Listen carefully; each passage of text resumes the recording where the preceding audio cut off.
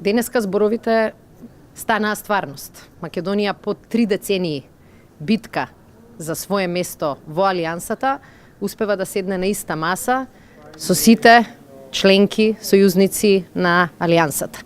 И мислам дека ова е ден за гордост не само за мене како прв министер за одбрана кој ќе има таа чест, туку е ден за гордост на сите граѓани на нашата земја, бидејќи она што го зацртавме, успеваме да го реализираме.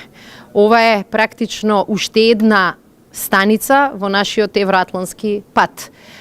Имаме шанса многу брзо да станеме членка со сите права и обврски, но она што е најважно, покажавме дека знаеме да ги решаваме проблемите и покажавме дека нашите зборови значат, дека не најавуваме, дека не ветуваме нешто што нема покритие. Затоа денеска добиваме комплименти и добиваме позитивни пораки од страна на сите членки на Алијансата.